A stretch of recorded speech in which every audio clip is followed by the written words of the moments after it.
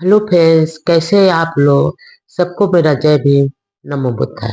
Baba Saheb Ambedkar life and mission में आज का टॉपिक है बजट में विशेष प्रावधान व सरकारी ठेकों में आरक्षण की मांग। अपने लंबे पत्र में बाबा साहब ने दलित विद्यार्थियों को साइंस, लॉ, टेक्निकल व अन्य तरह की हायर स्टडी के लिए विदेशी यूनिवर्सिटीज में स्कॉलरशिप देकर भेजे तथा हर बजट में इसके लिए विशेष प्रावधान से रखा जाए। सरकारी नौकरियों के अलावा दलितों को सरकारी ठेकों में वरीयता दी जाए। वायसराय को लिखे इस पत्र का आखिर असर हुआ। सरकार ने गंभीरता से विचार कर अनुसूचित जातियों के लिए सरकारी नौकरियों में 8.5% सीटें आरक्षित रखने का फैसला किया गया। इसी कड़ी में लंदन में दलित विद्यार्थियों को तकनीकी शिक्षा हासिल करने के लिए सीटें सुरक्षित रखी गई। इसके अलावा सेंट्रल असेंबली और राज्यसभा परिषद में अनुसूचित जातियों को एक और सीट दी गई। दलितों को सरकारी नौकरियों में प्रवेश की कोशिशों पर कई सवर्ण हिंदुओं की आंखों में बहुत खटकता था। एक बार दिल्ली में एक मद्रासी ऑफिसर जो दिल्ली में कार्यरत था, उसने बाबा साहब से कहा कि आपकी राजनीति सरकारी नौकरियों में दलितों के घुसाने का प्रयास ही है। बाबा साहब ने पलटवार करते हुए कहा, यदि ऐसा है तो तुम मद्रासी लोग यहाँ 90% नौकरियों पर क्यों कुंडली मारे कब्जा किए हुए हो। नौकरियों के प्रति तुम्हें इतनी हीन भाव तो इन्हें छोड़ क्यों नहीं देते। मद्रासी अधिकारी यह सुनकर आगे बोल नहीं पाया। 17 सितंबर 1943 को दिल्ली में ऑल इंडिया ट्रेड यूनियन का शिविर आयोजित किया गया, जिसमें बड़ी संख्या में मजदूरों ने भाग लिया। इस अवसर पर बाबा साहब ने कहा, भारत में मजदूरों का आखिरी लक्ष्य सत्ता पर कब्जा करना है, सिर्फ ट्रेड यूनियन बनाना नहीं हो।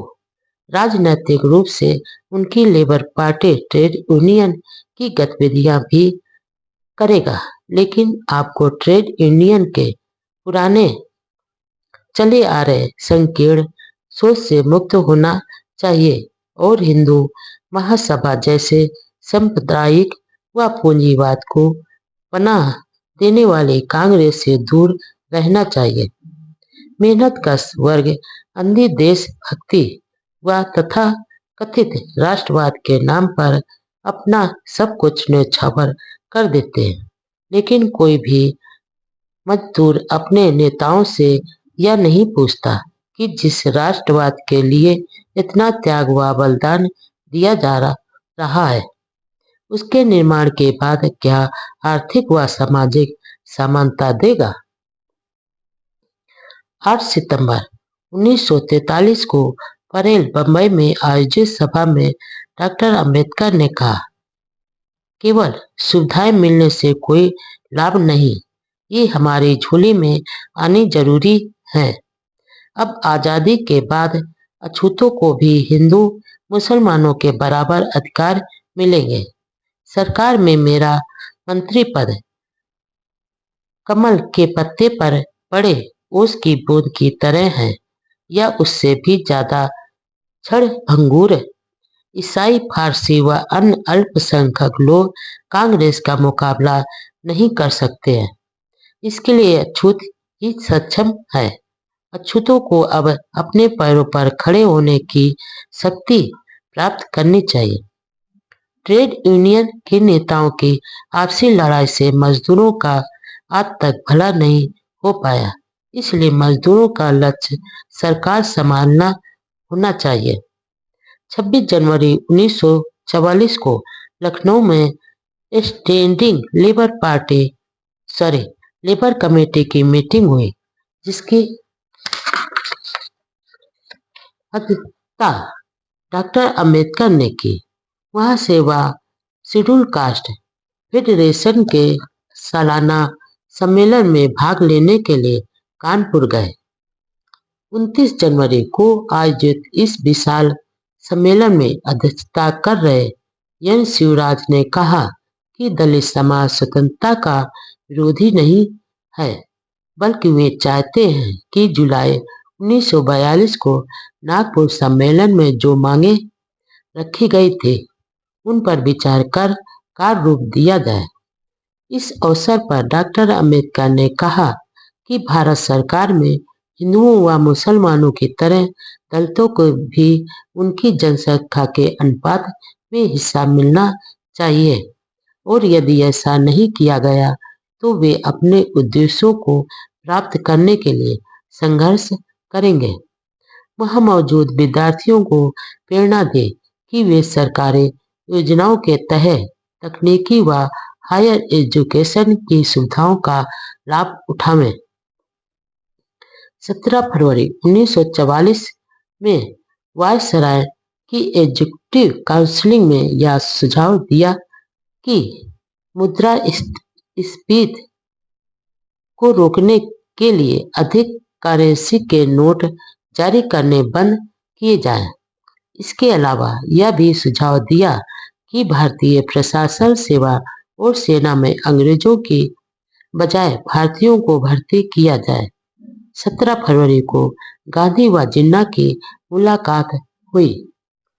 उस समय सेंट्रल व स्टेट डिपार्टमेंट्स की सरकारी नौकरियों में दलितों का प्रतिनिधित्व नहीं के बराबर था, और यह देखकर बाबा साहब 1942 से ही सरकारी नौकरियों में सीटें सुरक्षित करवाने के लिए संघर्ष कर रहे थे। इसी सिलसिले में 29 अक्टूबर 1942 को उन्होंने वायसराय को एक गोपनीय स्मरण पत्र पेश किया, जिसमें उन्होंने पूरी जानकारियों के साथ बताया कि किस तरह अछूतों को सरकारी नौकरियों से एक साजिश के तहत वंचित रखा जाता और कैसे सवर्ण जातियों के लोग सरकारी नौकरियों पर कुंडली मारे बैठे हुए हैं। 10 पेज के इस पत्र में बाबा साहब ने सरकार से राजनीतिक, शैक्षणिक व अन्य समान क्षेत्र में अनुसूचित जातियों को पर्याप्त प्रतिनिधित्व देने का अनुरोध किया। राजनीतिक क्षेत्र में सेंट्रल असेंबली, केंद्रीय राज प्रबंध, public service commission, federal public service commission तथा शैक्षणिक क्षेत्र में यूनिवर्सिटी व टेक्निकल एजुकेशन में और इसके अलावा सरकारी ठेकों में आरक्षण द्वारा दलितों का प्रतिनिधित्व देने की मांग की। पत्र में डॉक्टर अंबेडकर ने आंकड़े पेश करते और 39 मनोनीत सदस्य 141 में से दलितों के सिर्फ 2 सदस्य हैं। 1941 की जनगणना के अनुसार देश में दलितों की संख्या 6 करोड़ है, लेकिन इनका सरकार व प्रशासन, ठेका व अन्य क्षेत्र में प्रतिनिधित्व नगण्य है। उन्होंने लिखा कि देश भर का पूरा प्रशासन दलितों का विरोधी है।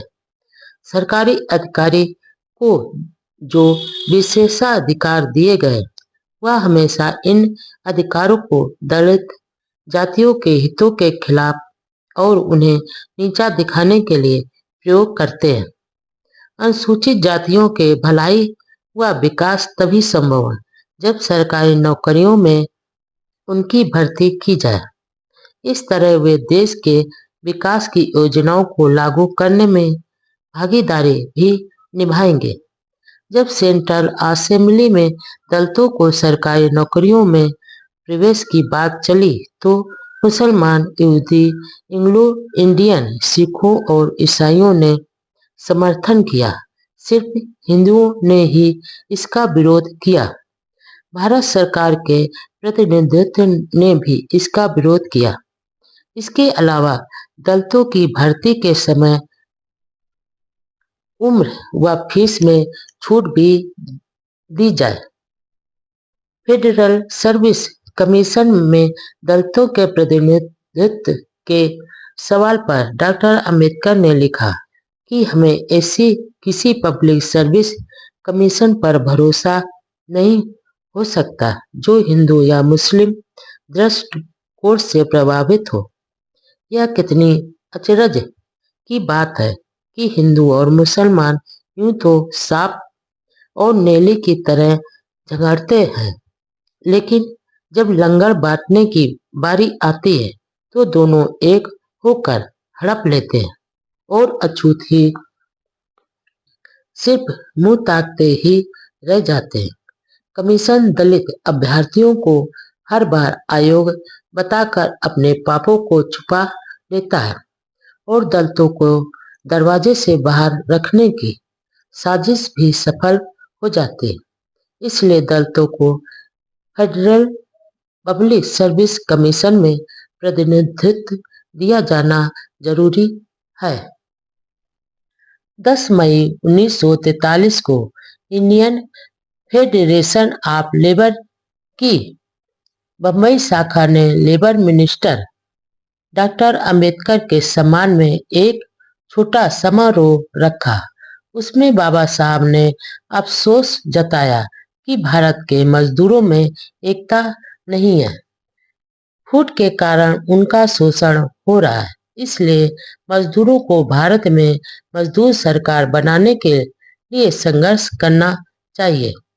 आजादी हासिल करना ही काफी नहीं है, जरूरी बात यह है कि आजादी के पास सत्ता किसके हाथों में होगी। उसी दिन Maharashtra chamber of commerce Bombay की ओर से रखे कार्यक्रम में डॉक्टर अंबेडकर का संबोधन हुआ। उन्होंने कहा, अब दुनिया युद्ध से ऊब गई है और वह 3 बड़े रोगों से ग्रस्त हो गई है। देश का दूसरे देश पर साम्राज्य, काले गोरों का रंग भेद का संघर्ष और गरीबी। दुनिया में शांति स्थापना के लिए कमजोर व गरीब देशों को संबल करना बहुत जरूरी है।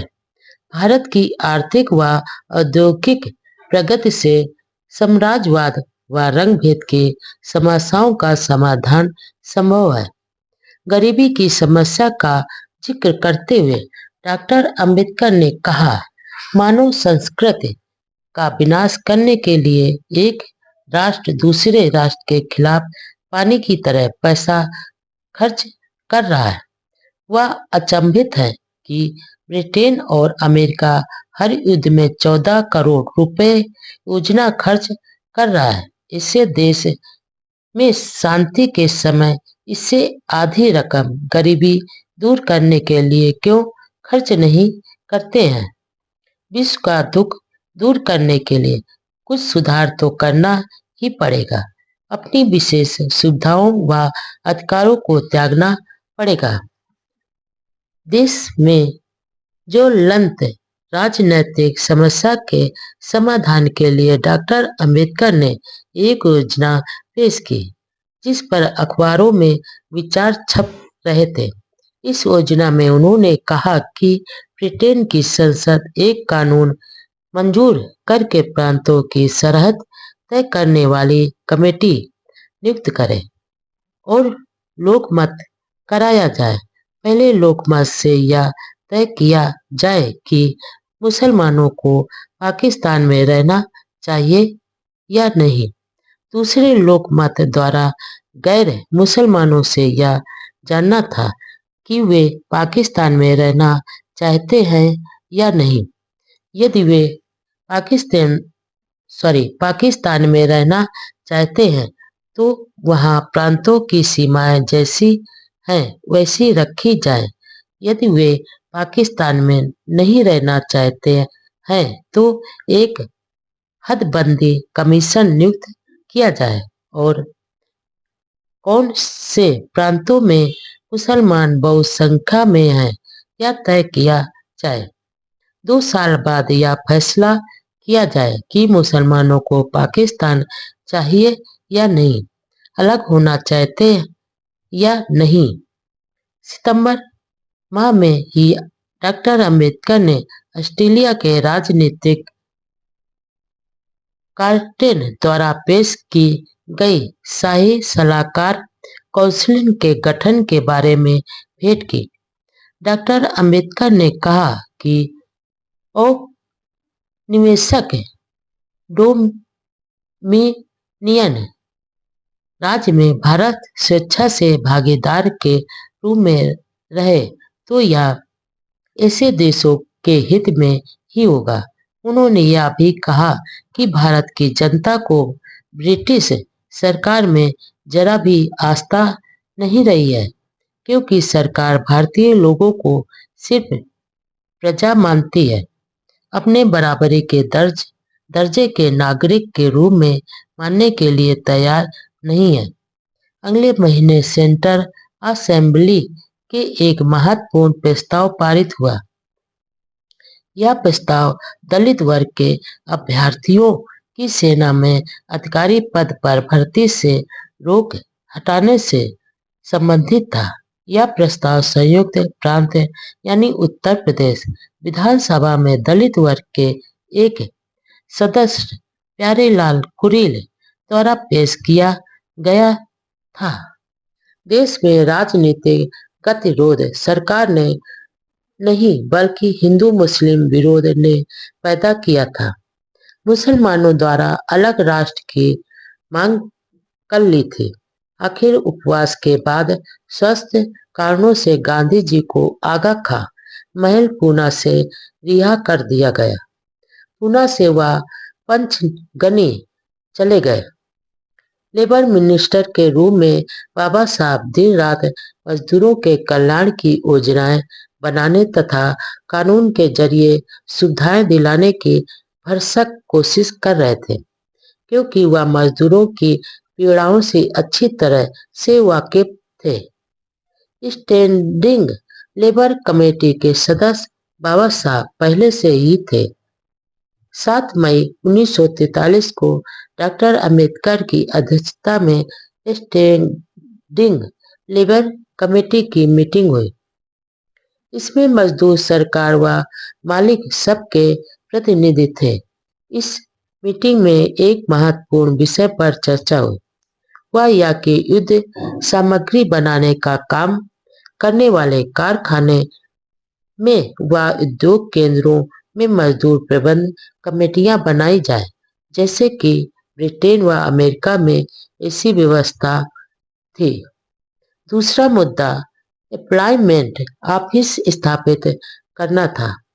इसका मकसद अलग अलग सरकारी योजनाओं के तहत शिक्षा प्राप्त करने वाले तकनीकी या गैर कानूनी कामगारों को काम दिलाना, ताकि ट्रेनिंग लेने के बाद उन्हें बेरोजगार के रूप में भटकना नहीं पड़े।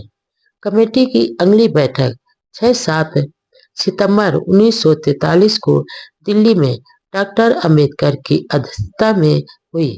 इस बैठक में मजदूरों की सामाजिक सुरक्षा के लिए योजनाबद्ध नीति अपनाने की सिफारिश की गई।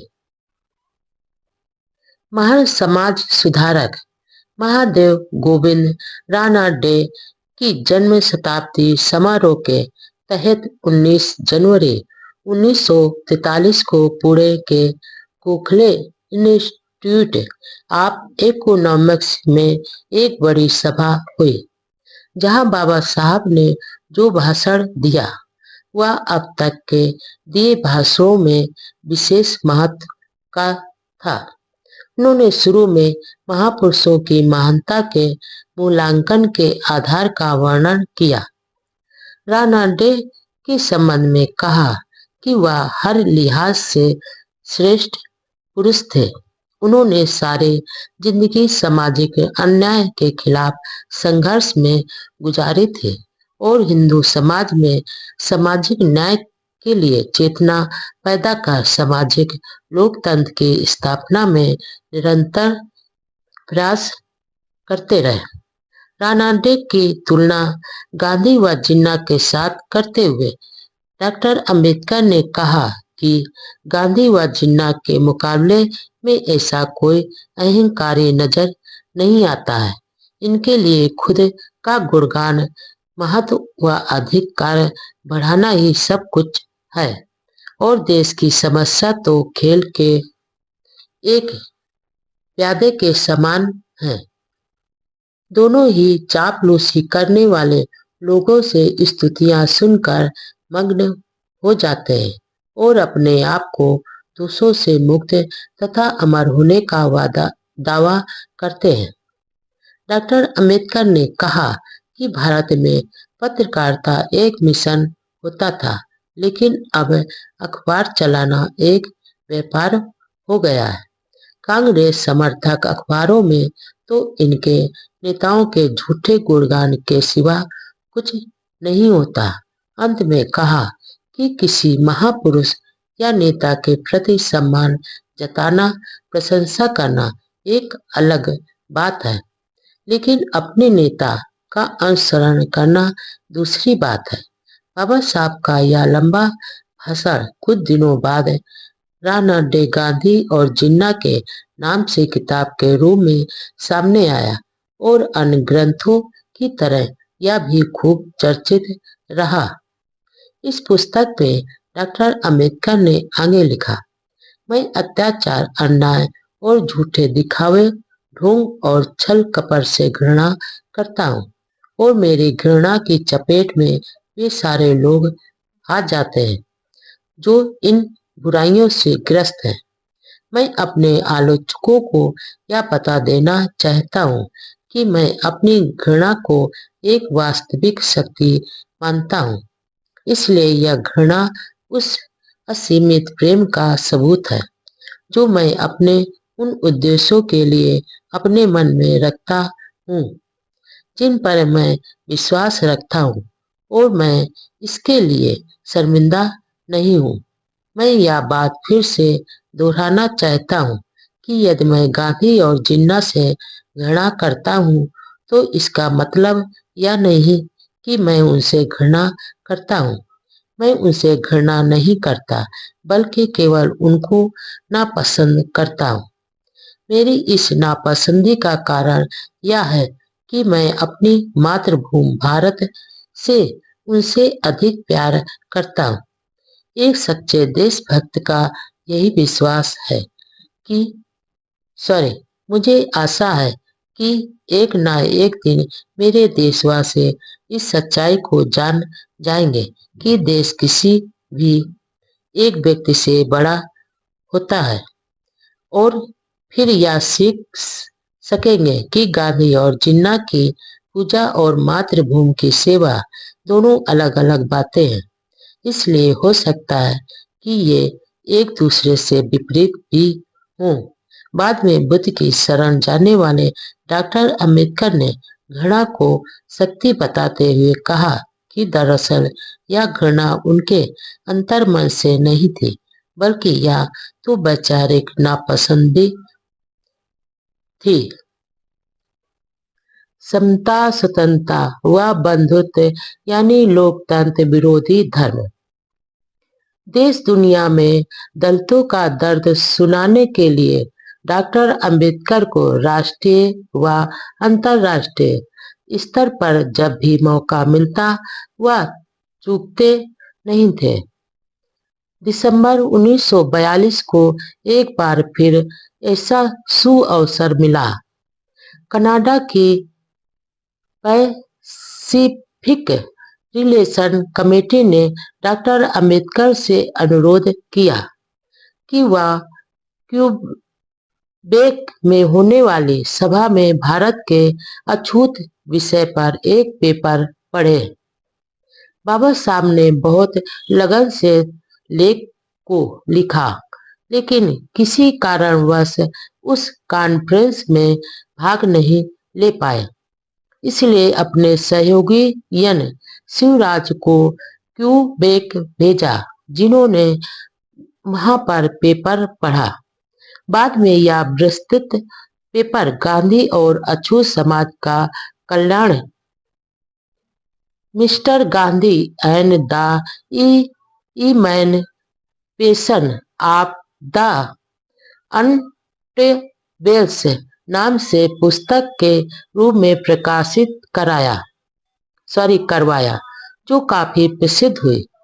इस ग्रंथ के बारे में डॉक्टर अंबेडकर ने कहा, साम्राज्यवाद, जातवाद, सैम टिकट वाद से दो देशों व नागरिकों के बीच क्रूरता व निर्दयता पैदा होती है। इसलिए युद्ध के साथ ही इन विकराल समस्याओं का नाश करना ही है। युद्ध की राख से एक नया व सुंदर संसार बनाना है। लेकिन मुझे आशंका है कि अछूतों की समस्याएं भुला दी जाएंगी, जैसे पहले होता आया है। नाजियों द्वारा यहूदियों पर किए जा रहे अत्याचारों की तरह ही हिंदुओं द्वारा अछूतों पर अत्याचार किए जा रहे हैं। वहाँ सैनिकवाद है, यहाँ सनातनवाद है। यहाँ के अत्याचार वहाँ से किसी भी तरह आगे व कम नहीं है। इसलिए दुनिया के लोग जिस तरह अन्य देशों के दलितों शोषितों पर ध्यान देते हैं, वैसे ही भारत के अछूतों की गुलामी की बेड़ियां तोड़ कर उन्हें आजाद करने के लिए कोशिश करें। दुनिया में दासों, निग्रो और यहूदियों की समस्या से भी बड़ी अछूतों की समस्याएं हैं।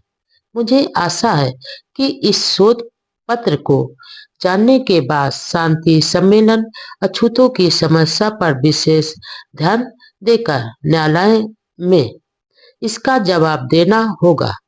पत्र में अमेरिकी समाज को सचेत किया कि वह कांग्रेस के हिंदू प्रचार के मुंह के जाल में ना फंसे, बल्कि कांग्रेस से यह विश्वास प्राप्त कर ले कि उनका यह संघर्ष अछूतों के कल्याण का विरोधी नहीं होगा।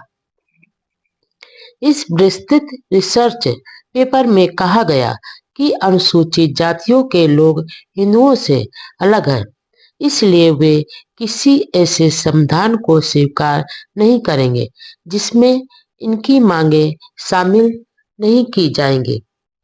उन प्रमुख मांगों में बजट में दलितों की शिक्षा के लिए बजट रिजर्व रखना, स्टेट व सेंट्रल गवर्नमेंट में नौकरियों में संख्या, आवश्यकता व महत्व के अनुसार रिजर्वेशन देना, दलितों को बोर्डों व कमीशनों में नियुक्त करना, न्यायपालिका, पुलिस और रेवेन्यू विभाग में भर्ती करना, लोकल बॉडीज में रिजर्वेशन देना, पृथक चुनाव द्वारा अपने प्रतिनिधि चुनने का अधिकार देना, दलितों के अलग गांव बसाए जाएं और इसके लिए कमीशन का गठन किया जाए, हिंदू राज में होने वाले अत्याचारों को रोकथाम के लिए कानून बने, आर्थिक व सामाजिक सुरक्षा की व्यवस्था और छुआछूत को मिटाने के लिए तेज प्रयास किए जाए। सवर्ण हिंदुओं ने दलितों की इन मांगों का कड़ा विरोध किया तो डॉक्टर अंबेडकर ने जवाब में कहा, हिंदुओं में रूढ़वादी जन्मजात है। हिंदू धर्म समानता, स्वतंत्रता व बंधुत्व यानी लोकतंत्र का विरोधी है। दुनिया के कई भागों में भी गैर बराबरी मौजूद है, जिसके अलग अलग कारण हैं, लेकिन वहाँ सामाजिक आर्थिक असमानता को वहाँ के धर्म का संरक्षण प्राप्त नहीं है। 17 जनवरी 1943 में सूरत के नागरिकों के सिविल पायनियर रैली में भाग लिया। वहाँ डॉक्टर अंबेडकर ने सैनिक शिक्षा पर जोर देते हुए कहा कि जब भारतवासी स्वतंत्र हो जाएंगे तो पूरी तरह से ट्रेनिंग लिए हुए सैनिक और सिविल पायोनियर ही देश की आजादी की रक्षा कर सकेंगे।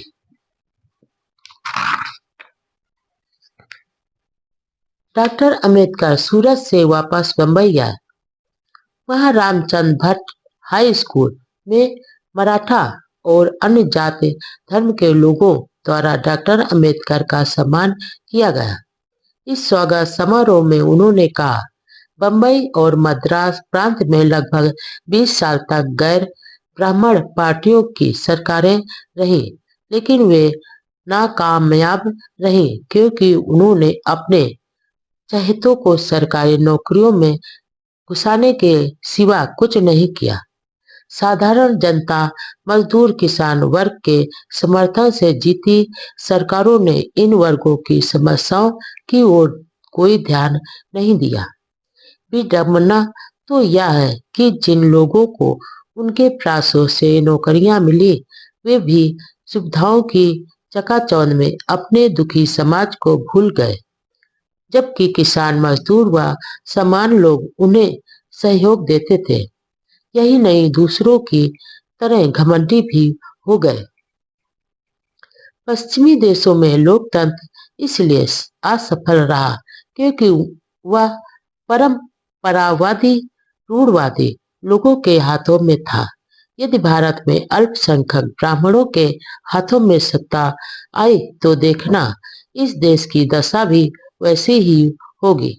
उन्होंने आगे बताया कि किसी राजनीतिक पार्टी की सफलता के लिए 3 बातें बहुत जरूरी हैं। पहली बात यह है कि उस पार्टी के नेता दूसरी पार्टियों के नेताओं के बराबर महानता के स्तर के हों, ताकि विरोधी नेता के आगे कमजोर न पड़ जाए। दूसरी बात यह है कि वह अनुशासित संगठन को तथा तीसरी बात यह है कि उस पार्टी के सरल व स्पष्ट कार्यक्रम हो। यदि भारत में लोकतंत्र को सफल बनाना है तो उसे रूढ़वादी लोगों के हाथों से बचाना जरूरी है। 18-19 जुलाई को ऑल इंडिया डिफेंस क्लास की ओर से नागपुर के मॉल पार्क में एक सम्मेलन का आयोजन किया गया। हजारों लोग शामिल हुए और गगनभेदी नारों के साथ डॉक्टर अंबेडकर का सम्मान किया। इस सभा में पंजाब, बंगाल और मद्रास प्रांत के कई कार्यकर्ता और नेता भी शामिल हुए। अध्यक्षीय भाषण में एन शिवराज ने डॉक्टर अंबेडकर को वायसराय के एग्जीक्यूटिव काउंसिल में लिए जाने की बधाई दी और कहा कि इससे जनता की सेवा का एक नया रास्ता खुल गया।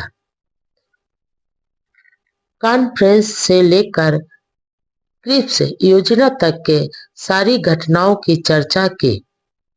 उन्होंने कहा कि क्रिप्स स्कीम गरीब उपेक्षित वर्ग के साथ धोखा है।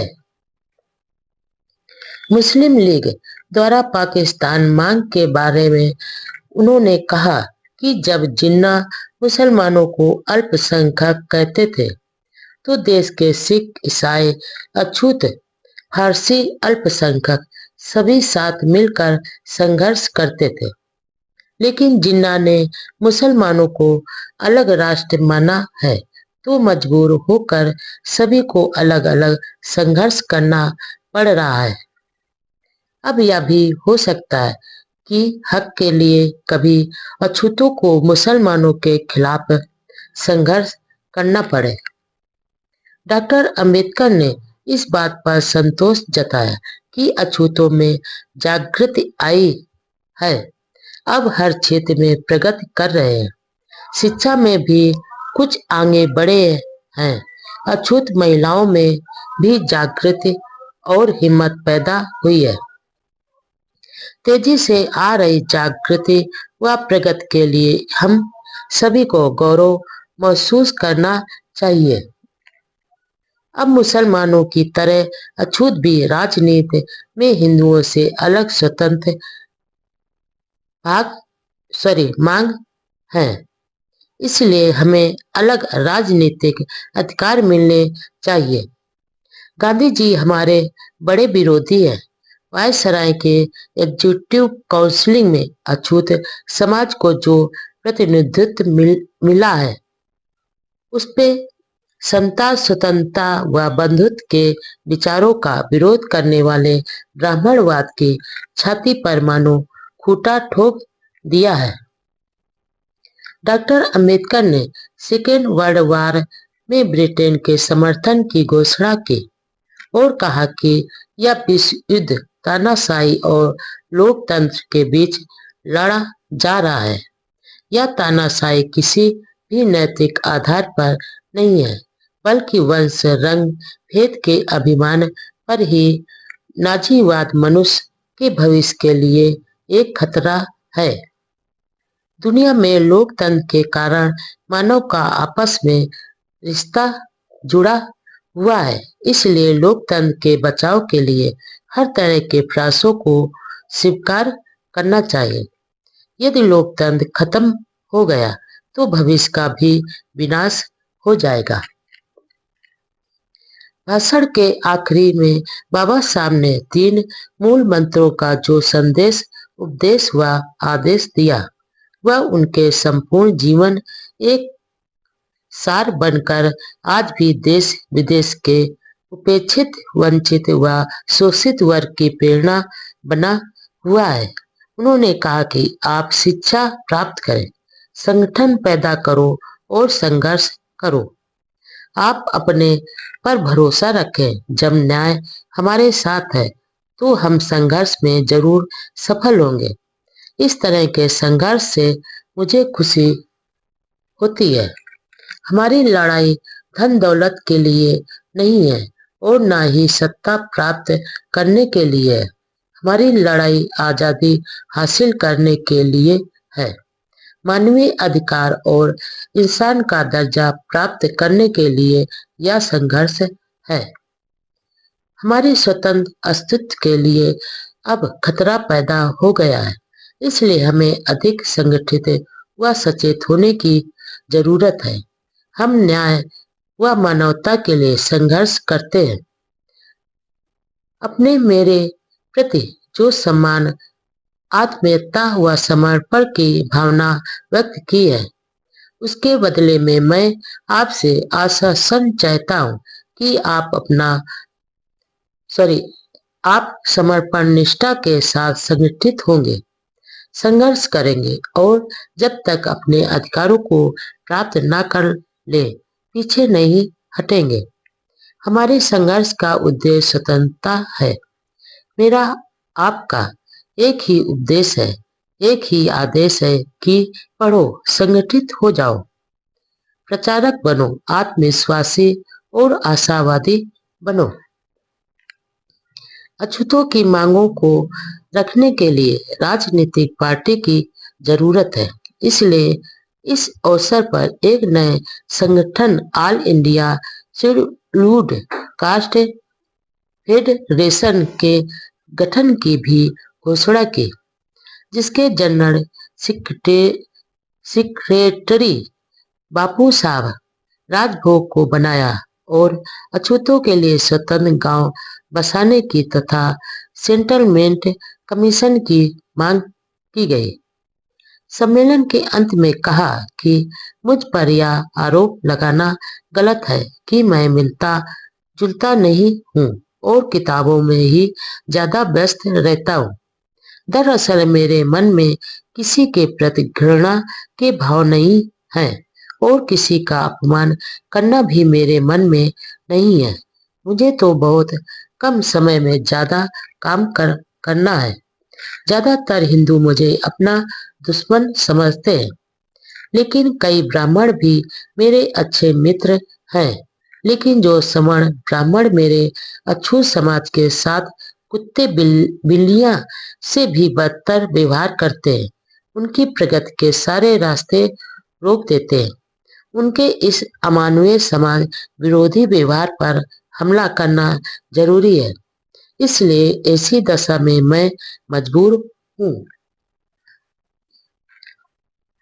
समाज की प्रगति का आईना है महिलाओं की दशा।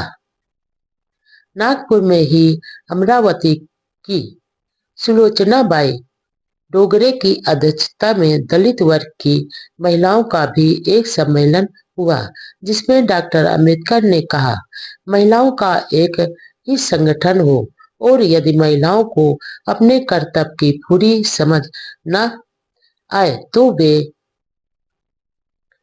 समाज सुधार का काम प्रभावी ढंग से कर सकते हैं। सामाजिक कुरीतियों को दूर करने में भी महिलाओं ने महान योगदान दिया है। उन्होंने कहा कि वह किसी समाज की प्रगति का अनुमान इस बात से लगाते हैं कि उस समाज की महिलाओं ने कितनी प्रगति की है। उन्हें अब विश्वास है कि पिछड़े वर्ग की स्त्रियां भी अब प्रगति कर रही हैं।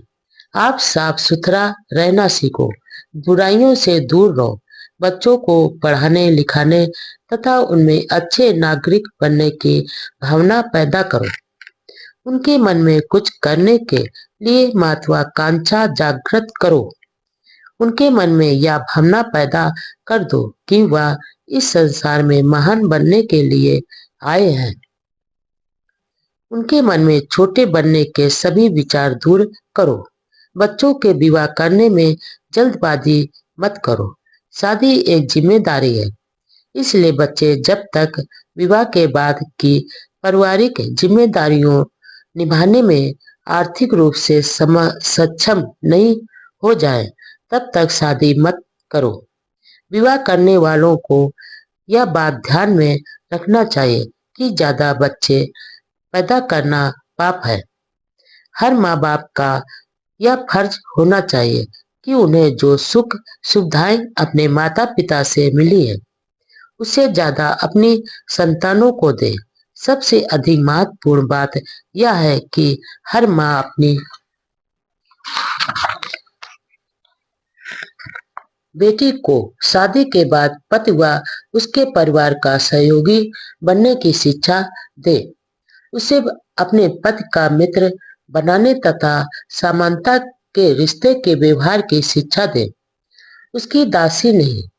मुझे पूरा विश्वास है कि यदि आप इन बातों पर अमल करेंगे तो आप जीवन में प्रगति करेंगे और समाज में सम्मान व समृद्धि हासिल करेंगे। उस जमाने में अछूत महिलाओं का इतना विशाल सम्मेलन होना उनकी जागृत का परिचायक था। इसमें विशेष रूप से सक्रिय रही इंदिरा बाई पाटिल और कीर्तिबाई पाटिल के योगदान की प्रशंसा की गई। इस सम्मेलन में 2 प्रस्ताव भी लिए गए। पहला, एक से ज्यादा शादियों पर रोक लगाई जाए। दूसरा, महिला मजदूरों को वेतन के साथ प्रस्तुति छुट्टियों की सुविधाएं दी जाए।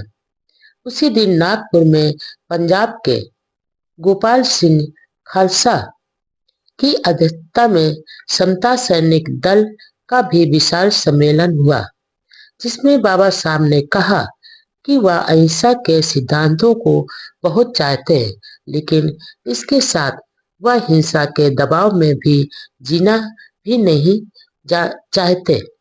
उन्होंने सैनिकों को आह्वान किया कि गुलामी, बेबसी व दीनहीन का जीवन न जिए।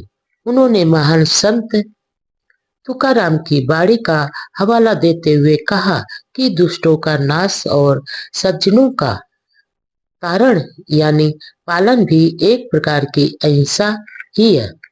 सभी प्राणियों के प्रति करुणा व दया करना अहिंसा का ऊंचा सिद्धांत है। साथ ही दुष्टों का विनाश करना भी अहिंसा का एक भाग है। इसके बिना अहिंसा का कोई अर्थ नहीं होगा। सिर्फ मन बहलाने व पराये को उपदेश देने की तरह हो जाएगा। शक्ति व शील का पालन करना ही हमारा ध्येय होना चाहिए। हालांकि बाबा साहब ने 1956 में बौद्ध धर्म को अंगीकार किया, लेकिन व्यवहार में वह बहुत पहले से ही बुद्ध के अनुयायी बन चुके थे। इसलिए हर सभा में वह बुद्ध की शिक्षाओं का हवाला देते हुए अछूतों को अपने दीपक स्वयं बनने का आह्वान करते थे। अपने कल्याण के लिए खुद को ही आगे आने के लिए प्रेरित करते थे। नागपुर प्रवास के दौरान लाला जयनारायण ने डॉक्टर अंबेडकर के सम्मान में एक छोटा समारोह रखा। इसी दौरान दिल्ली से वायसराय का संदेश लेकर एक अधिकारी नागपुर पहुंचा। इस संदेश की पालना में 20 जुलाई 1942 को वायसराय की एग्जीक्यूटिव काउंसिल में लेबर मिनिस्टर के रूप में तार द्वारा ही विभाग का कार्यभार ग्रहण किया। जब उस अधिकारी ने स्टेशन के अंदर व बाहर शेड्यूल कास्ट फेडरेशन के सम्मेलन का पता पूछा तो सवर्ण हिंदुओं ने जानते हुए भी मना कर दिया। सवर्णों के इस व्यवहार से उस अधिकारी को बहुत दुख हुआ। दरअसल उस समय डॉक्टर अंबेडकर के प्रति सवर्ण हिंदुओं में घृणा के भाव कूट कूट कर भरे हुए थे। नागपुर से बंबई आने पर दलित समाज की महिलाओं ने आचार्य दोदे की अध्यक्षता में डॉक्टर अंबेडकर सम्मान में एक सभा की। उन्होंने शिक्षित युवतियों की सलाह दी कि वे पढ़ लिख कर सवर्ण युवकों से शादी नहीं करें। सभा में उन्होंने इस बात पर संतोष जताया कि दलित वर्ग की महिलाओं में जागृति आई है। भारत छोड़ो आंदोलन, क्विट इंडिया और अंबेडकर। सेकेंड वर्ल्ड वार का घमासान अभी भी चल रहा था। ब्रिटेन और मुश्किल में था। इधर भारत में इंडियन नेशनल कांग्रेस ने 14 जुलाई 1942 को भारत छोड़ो आंदोलन के लिए प्रस्ताव पास किया, जिसमें भारत से ब्रिटिश सरकार के तुरंत हटने पर जोर था।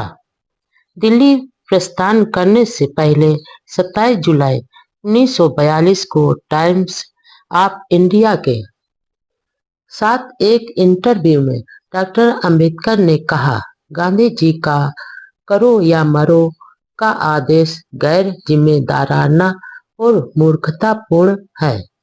यह कांग्रेस की गिरती हुई साख को संभालने की कोशिश मात्र है।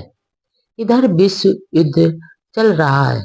बर्बर लोग भारत पर कब्जा करने के नियत से भारत की सीमा के नजदीक तक आ चुके हैं।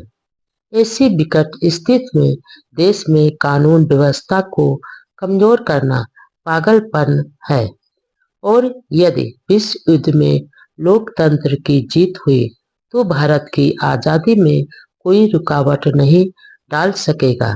इसलिए भारत द्वारा युद्ध में भाग लेने का विरोध करना भारत के साथ देशद्रोह की तरह है। बाबा साहब ने सभी देशभक्त वासियों को अनुरोध किया कि वे अपनी पूरी शक्ति व साधनों के साथ कांग्रेस के असहयोग आंदोलन का विरोध करें। आंदोलन के लिए गांधी जी ने आदेश दिया कि अहिंसा के साथ कांग्रेसी तेजी व उग्र रूप से आंदोलन करें, जिसमें यातायात ठप करना, हड़तालें करना, तार काटना, रेल पटरियां उखाड़ना, छोटे पुल उड़ाना जैसी कार्रवाई पर कोई आपत्ति नहीं जताई। जवाहरलाल नेहरू ने भी आंदोलन के बारे में कहा कि जुल्म के खिलाफ अपने जीवन को खतरे में डालकर आंदोलन तेज करना, जिसमें सरकारी भवनों, न्यायालयों, पुलिस थानों पर कब्जा करना आदि शामिल है। 1920 में गांधी जी द्वारा असहयोग आंदोलन वापस ले लेने के व्यवहार को देखते हुए कांग्रेस के प्रमुख नेताओं ने गांधी जी से पहले ही यह वचन ले लिया कि हिंसा के भड़क जाने की दशा में भी वह आंदोलन को वापस नहीं लेंगे। गांधी जी के इस आंदोलन का विरोध सिर्फ अंबेडकर ने ही नहीं किया, बल्कि मुस्लिम लीग भी खिलाफ में थी। हिंदू महासभा के अध्यक्ष सावरकर ने कहा कि संघर्ष शुरू करने से पहले कांग्रेस यदि भारत की एकता व अखंडता को बनाए रखने का आश्वासन दे तो वह कांग्रेस के आंदोलन का समर्थन जरूर करेंगे। आखिर 8 अगस्त 1942 को कांग्रेस ने बहुचर्चित भारत छोड़ो आंदोलन शुरू कर ही दिया।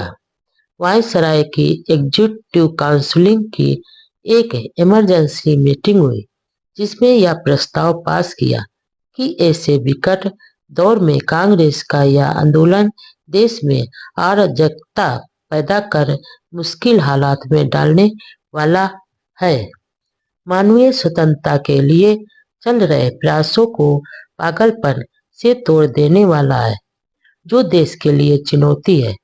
कांग्रेस के सभी बड़े नेताओं को गिरफ्तार कर लिया गया।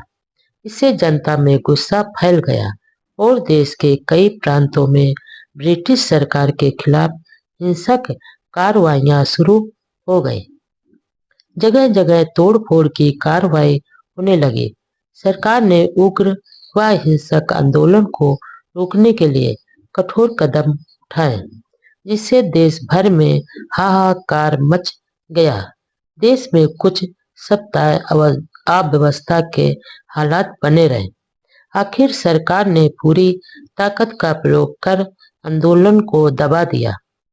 इस आंदोलन से मुस्लिम दूर ही रहे। हिंदू महासभा के समर्थक भी तटस्थ रहे और आंदोलन में भाग नहीं लिया।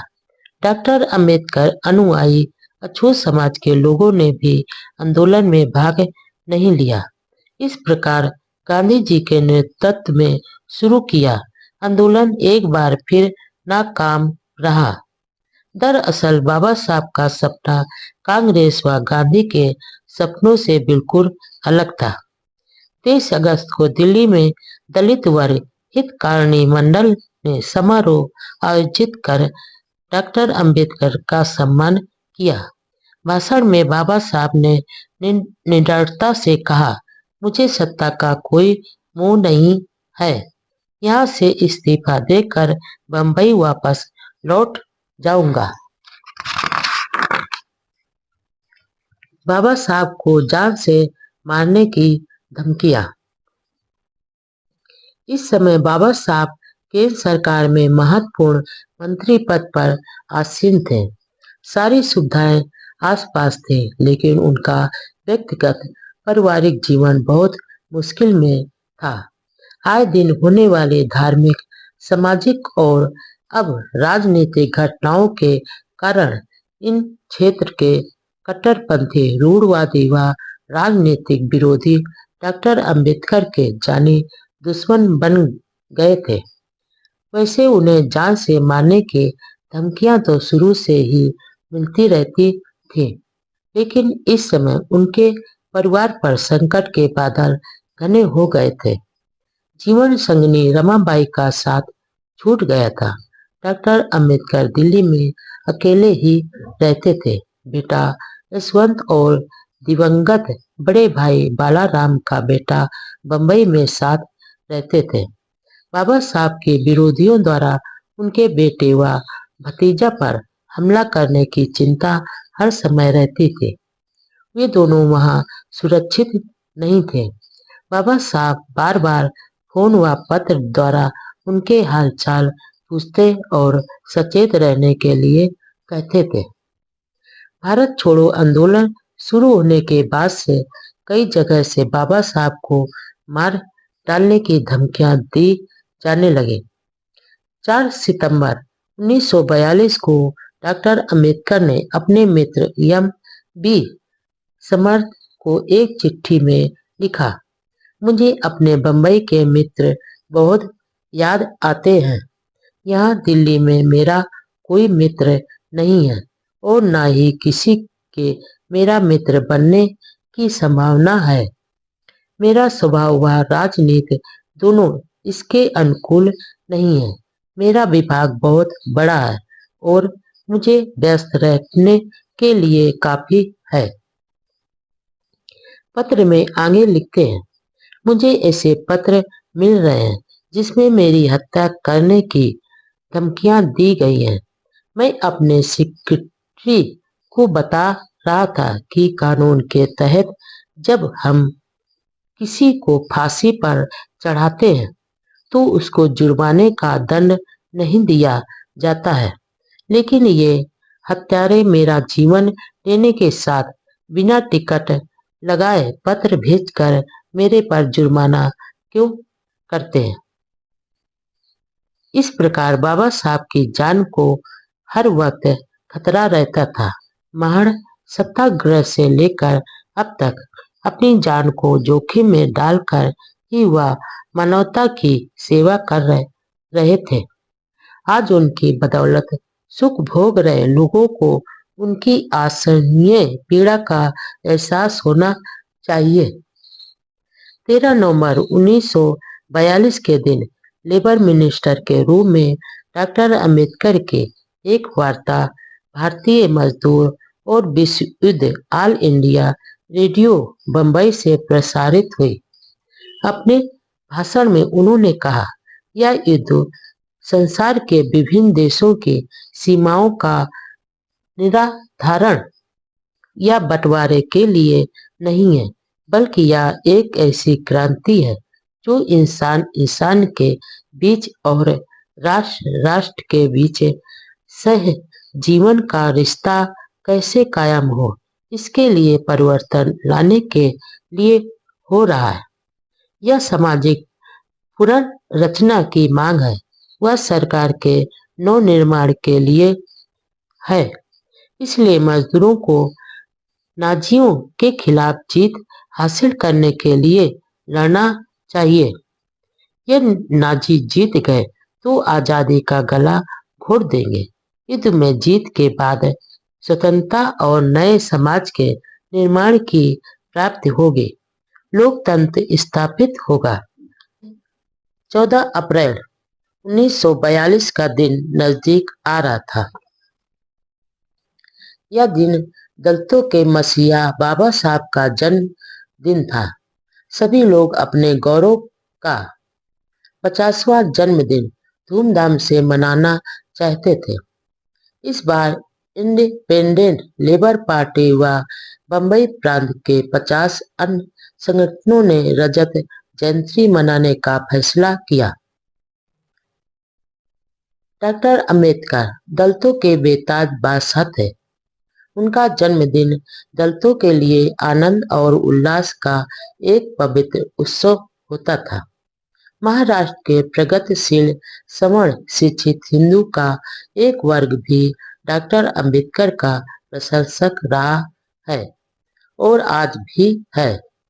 जन्मदिन के अवसर पर होने वाले सभाओं में सवर्ण हिंदू भी वक्ता तथा श्रोता के रूप में शामिल होते थे। मानवता के मसीहा के 50वें जन्मदिन का जश्न 12 अप्रैल को बम्बई और उपनगरों से शुरू हुआ। वह पूरे देश में 9 दिन तक मनाया, जिसमें सैकड़ों संस्थाओं ने अपने अपने स्तर पर गोष्ठियां, सभाएं, जुलूस व सांस्कृतिक कार्यक्रम आयोजित किए। डॉक्टर अंबेडकर की निस्वार्थ सेवा व समाज व देश के लिए किए जा रहे सराहनीय योगदान की प्रशंसा की गई। उनके व्यक्तित्व व कृतित्व के गुणगान किए गए। पुणे में एक विशाल जुलूस निकालकर खुशियां बांटी गई। वहां शनिवार वाड़ा में एक बड़ी सभा में एमसी राजा राजभोज के भाषण हुए। अध्यक्षता प्रोफेसर भाटे ने की। सभा में सभी ने बाबा साहब के योगदान का आभार जताया तथा उनके सुखमय व दीर्घायु जीवन की कामना की। पुणे नगर पालिका के हाल के आयोजित सभा में पालिकाध्यक्ष गणपतराव बलवाड़े ने की। सभा में डॉक्टर मोहल्ले पोप लाल शाह चौहान, राजा राम भोले आदि कई वक्ताओं ने बाबा साहब के नेतृत्व, प्रतिभा, त्याग व साहस की सराहना की। सभी ने अपने दिलों के उद्गार व्यक्त किए। जिला लोकल बोर्ड में भी संपन्न हुई।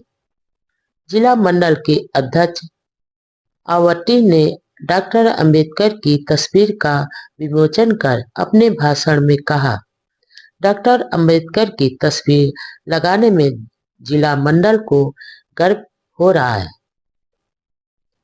डॉक्टर अंबेडकर केवल दलितों के ही नहीं, भारत के श्रेष्ठ नेताओं में से एक है। उन्होंने अपने त्याग से देश की जनता के दिलों में एक सम्मानजनक स्थान बनाया है।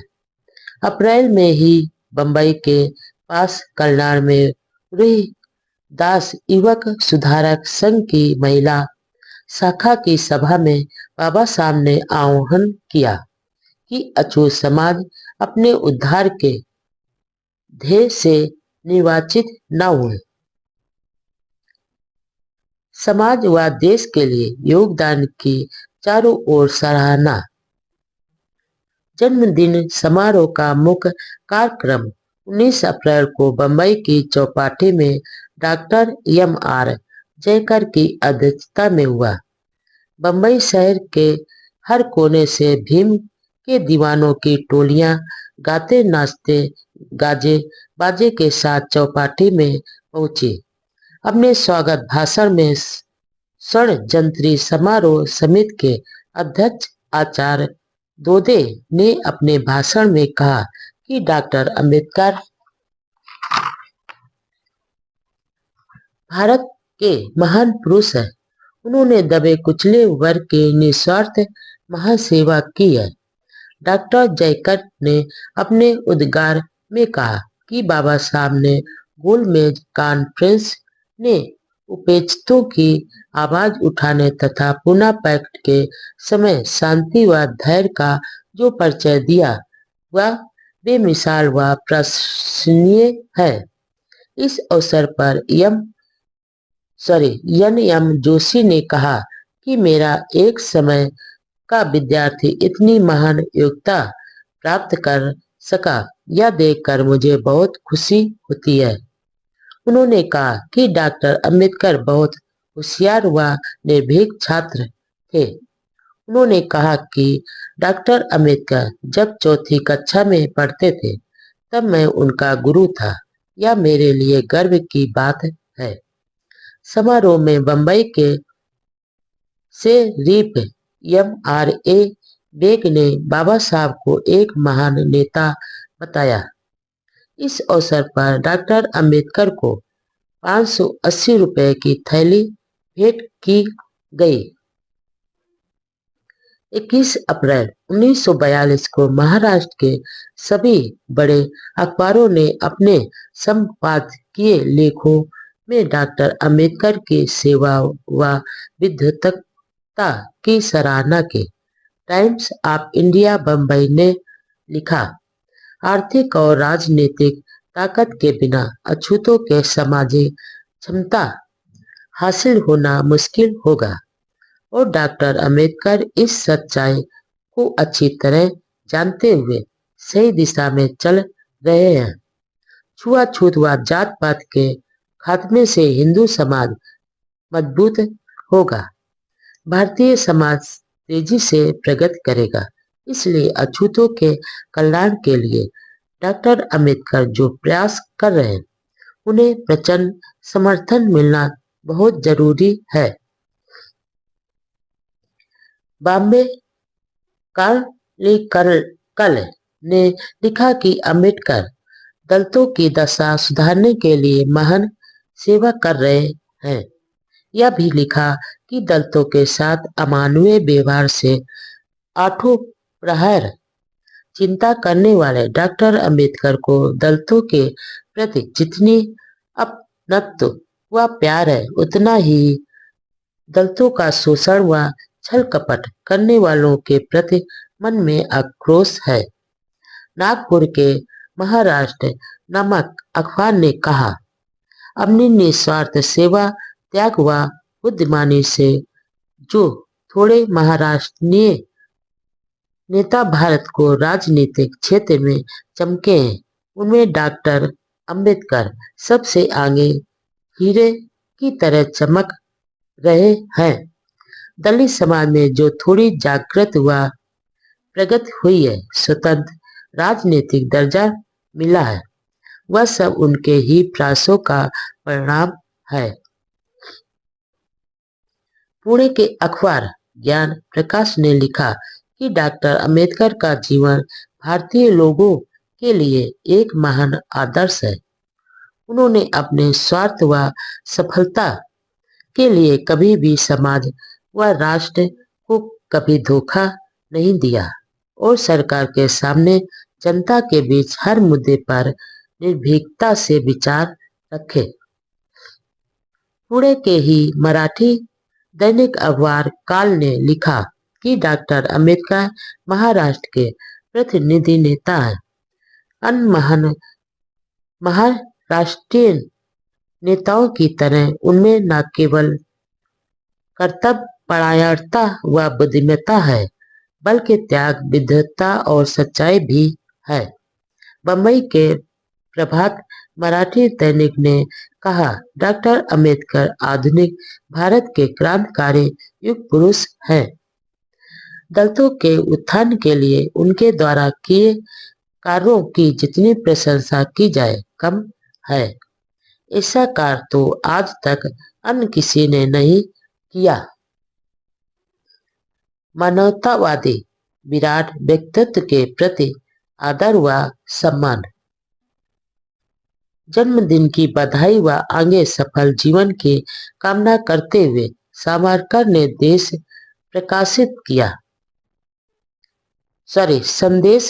प्रकाशित किया।